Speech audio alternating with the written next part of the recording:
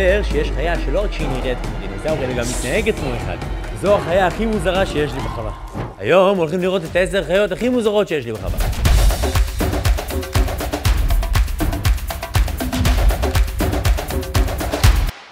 זו החיה העשירית הכי מוזרה שיש לנו בחווה, הנוטריה. ולמה היא מוזרה, אתם שואלים? תראו את הזנב שלה. נראה כמו איזו חולדה ענקית. מצד שני, כשאנחנו מסתכלים על הפנים, הוא נראה כמו בונה. הוא גם חי במים כמו בונה. כן, כן, האימייל. למה נבהלתי? כי באמת אני עדיין קצת בהול. כי השיניים שלו ענקיות, ארוכות. לדעתי הוא יכול להוריד לבן אדם את האצבע עם השיניים שלו. מדובר באחד המכרסמים הגדולים ביותר בעולם. זה הצבע הטבעי של האימייל שלו, זה צבע של גזר. בואו נאכיל אותו ותראו איזה מצחיק הוא אוכל. לא אותי, ככה. וואי, איזה יפיוף אתה, איזה שיניים יש לך, יא חביבי. אנחנו הולכים להאכיל את כל החיות הכי מוזרות שלנו, למשל הבולפרוג, שזה הצפרדע השנייה בגודלה בעולם. ואם היא לא נראית לכם מספיק מוזר, אנחנו הולכים להראות לכם גם יונקים, גם ציפור שנראית ממש מוזר, דו-חיים, דגים וזוחלים כמו הזוחל הבא שנראה כמו סטרקולוזאורוס. החיה התשיעית, הריינו איגואנה, נראית ממש כמו דינוזאור, אבל למעשה זאת לטאה, סוג של איגואנה, ממש מוזרה, שנראית כמו קרנף. ריינו בעצם זה קרנף, תראו. יש לו פה את הקרן הזאת, את כל הקסקסים האלה, יש פה את השפיצים האלה שיוצאים פה. ממש דינוזאור מודרני. הוא אוהב שמלטפים אותו בראש. מצד שני, הוא בלתי צפוי. הוא יכול פתאום לתת לי פה איזה זינוק, או אפילו לקפוץ אליי עם פה פעור כדי לאיים עליי. אל תשכחו שזו החיה התשיעית. בשלוש חיות האחרונות מצפה לכם פה פריק שואו מטורף. אז בואו נאכיל אותו, ואני הולך להביא פרי שהוא מאוד אוהב לאכול. בגלל שהוא אוכל פרי שלם, אז הוא מרים את הראש שלו גם בזווית כדי שהמיץ יישפך לו לגרון, כדי שהוא לא יאבד את המיץ של הפרי. מה שכן, הביס שלו חזק מאוד, לדעתי הוא מסוגל גם להוריד אצבע בנשיקה. החיה השמינית ברשימה היא החרק הראשון שלנו. בואו נראה אם אתם מצליחים למצוא אותו.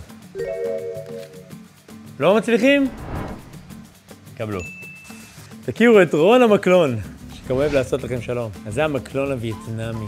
מה שמדהים ביצור הזה, זה הסוואה, יש לו רמת הסוואה מטורפת, גם בצורה שהוא נראה ממש כמו איזה ענף של עץ, וגם בהתנהגות שלו, שלמעשה רוב החיים שלו הוא עומד בין ענפי העצים או השיחים, הוא ממש נראה כמו אחד מהענפים, ואפילו כשהוא הולך, הוא הרבה פעמים הולך בצורה כזאת של רעידות עדינות כאלה, עד שהוא עושה כל פעם צעד אחד, ואז הוא נראה כמו ענף שזז ברוח. מה שמעניין במקלון הווייטנאמי זה שכולם נקבות, כל אחת מטילה ביצים מופרות, ללא זכר, מכל ביצה יוצאת נקבה, שגם היא תטיל ביצים. רוצים לדעת כמה רגליים יש לו? אז כמו כל החרקים, למקלון יש 6 רגליים. קצת קשה לזהות אותה, ואתם רואים 2 זוגות, 4, 6. עוד דבר מעניין על המקלון הווייטנאמי, ואצל כל המקלונים בכלל, זה שאם טורף כן מנסה לאכול אותו, נגיד שטורף עכשיו תופס לו את הרגל, הוא יכול לנתק את הרגל שלו. בואו נעבור לחיה הבאה. החיה השביעית, החיה שדיברנו עליה מקודם, הבולפרוג.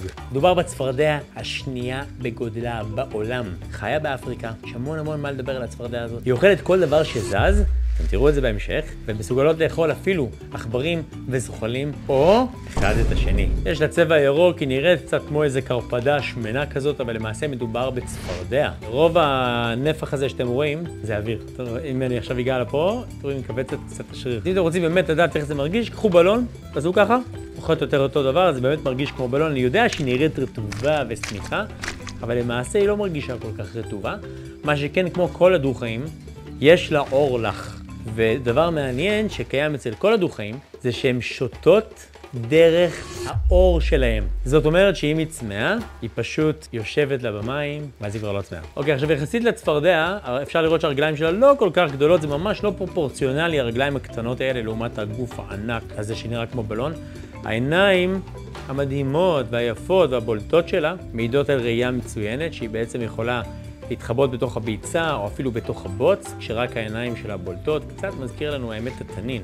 ואז כשהיא קולטת משהו זז, היא ישר פתאום מזנקת עליו ובולעת אותו בשלמותו. אז בואו נאכיל אותו תיקן. יאללה. הנה עכשיו הוא מתקדם אליו ופספסה אותו, זה החליק לה מעל השון. הופה! יכולים לשמוע את הלחישה של התיקן.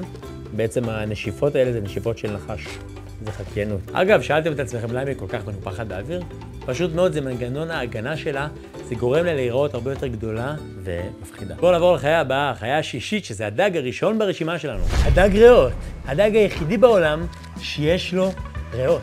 זאת אומרת שהוא מסוגל לנשום אוויר אטמוספרי חופשי כמונו, עם ריאות, אבל מה? יש לו גם זימים. זאת אומרת שהוא מסוגל לחיות גם במים וגם ביבשה, ולא רק שהוא מסוגל לחיות ביבשה, הדג הזה מסוגל לחיות ביבשה עד 3 שנים בלי מים. הדג המוזר וההזוי הזה זה פשוט דג מטורף, הוא דג פרה-היסטורי, קיים גם במאובנים.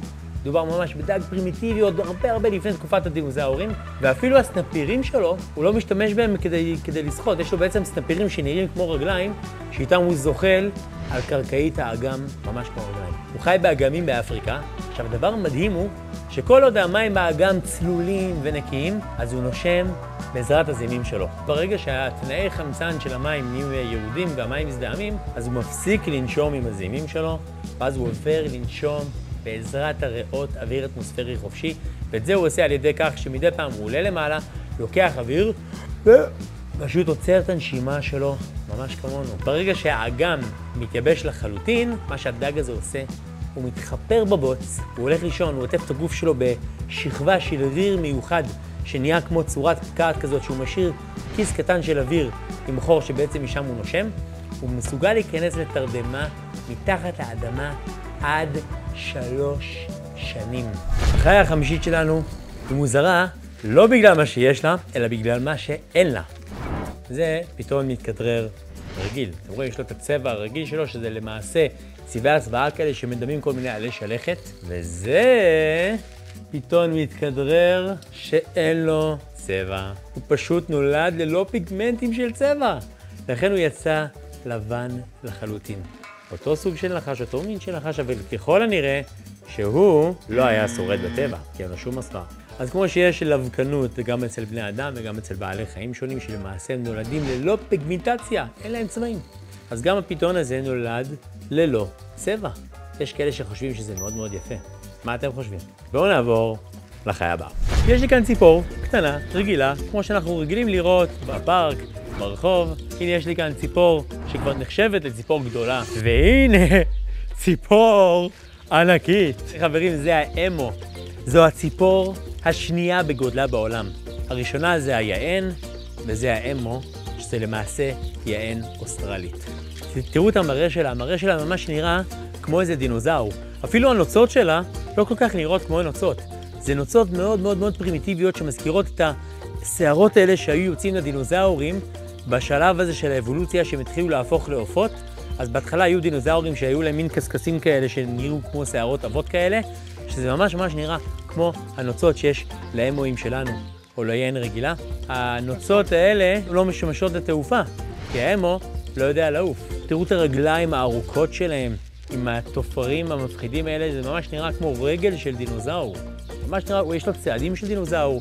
הוא מסוגל לרוץ 50 קמ"ש, שזה יותר מהיר מהאדם שדופק את הספרינט המהיר ביותר בעולם. ואם תסתכלו על האוזניים שלהם, זה להם הפרקסות וכאלה, יש להם ממש חורים בצדי הראש, שמאוד מאוד מזכיר לנו ראש של לטאה. בואו נאכיל אותם. כמו שאתם רואים, אתם יכולים לראות שבעצם מה שהם עושים, הם מרימים את הגרגרים בפה שלהם, בקור שלהם, ומיד זורקים את הראש קדימה כשהפה פעור, וככה הם דוחפים את זה לעצמם על ידי כוח התנופה לתוך הגרון. בואו נעבור עכשיו לדג הביזארי ביותר שיש לי בחווה.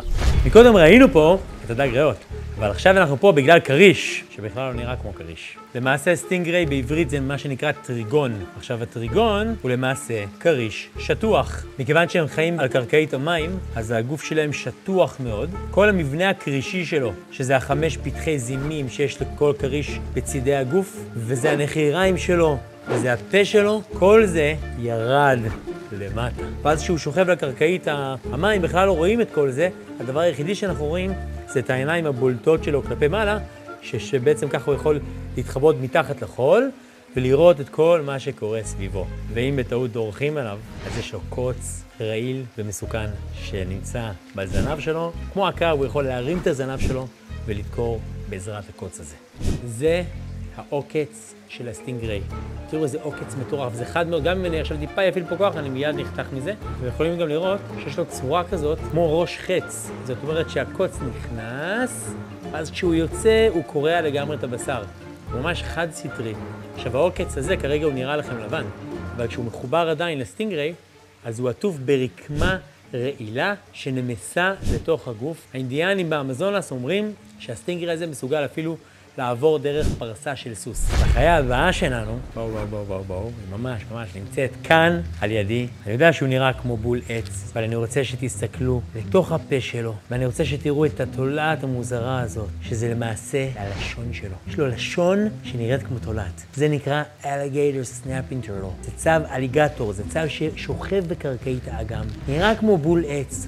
או כמו אבן שמכוסה בעצות, כי מרוב שהוא לא זז רוב חייו מתחת למים, אז אפילו צומחים עליו עצות. מה שמטורף הדבר הזה זה שהוא מנצל את התכונה הזאת כדי לצוד את הדגים. איך הוא צד דגים בלי לזוז, אתם שואלים? הוא שוכב בקרקעית האגם בהסוואה מושלמת, והפה שלו פתוח, ורק הלשון שלו, שנראית בדיוק כמו תולעת, אותה הוא מניע בעדינות במים, מפתה את הדגים שיכנסו לו פנימה לתוך הפה, וברגע שהדג נכנס, במהירות של חלקיק השנייה, הוא חוצה את הדג לחצי. הוא ישר בולע אותו. עד עכשיו דיברנו על כל מיני בעלי חיים כמו הריינו איגואנה, כמו האמו וכל מיני בעלי חיים אחרים שנראים כמו דינוזאורים וממש מזכירים לו דינוזאורים. אבל הצב הזה הוא בעצמו דינוזאור. הוא קיים עוד בתקופת הדינוזאורים והוא בכלל לא נכחד. מה שנקרא מאובן חי. כי הוא חי עד היום והוא לא נכחד ולא השתנה בכלל. ושיטת הדייג שלו, שהוא עושה עם הלשון, היא כל כך עתיקה, שמי אמר שבני אדם המציאו את החכה עם התולעת? הרי הוא המציא את זה. אגב, הראינו אותו בסרטון של 10 חיות הכי מסוכנות שיש לנו בחווה. הצעתי לכם לבחור לו שם. דרך אגב, הצו הזה כבר די הרבה שנים אצלנו בחווה, אבל אף פעם לא נתנו לו שם. אז חברים, אתם מוזמנים להגיב ולתת לנו רעיונות לשמות. ובסוף השם שזכה בהכי הרבה לייקים, נו, מי יודע מה זה היה? רפאל. הנה, יש לי פה 3 רפאלים. אפילו על החוצה, זה אפילו הסמל של החווה שלנו.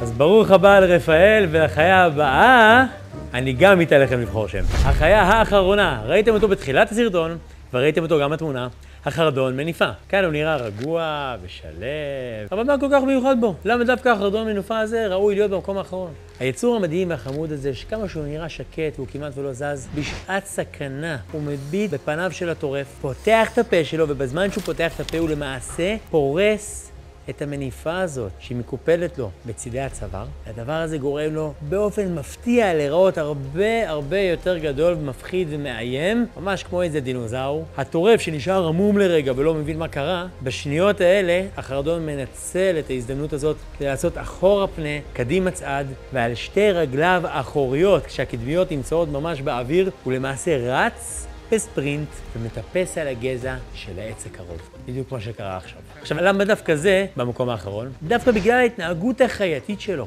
יש לו התנהגות פרימיטיבית, הוא למעשה משתמש בשלושת האפים הפרימיטיביים שקיימים גם בנו. fight, flight or freeze. איך הוא עושה את שלושתם? ה-fight הוא עושה כשהוא עושה ה-freeze, זה באותו רגע שהוא גם עושה את זה והוא לא זז, ואז הוא מיד מסתובב ל-flight. אז בואו נאכיל אותו. טוב, אז אני מחזיק את החגב.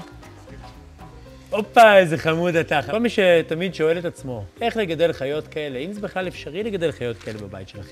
מאיפה מתחילים? אני עושה ממש בקרוב זום חינמי לחלוטין על גידול חיות אקזוטיות.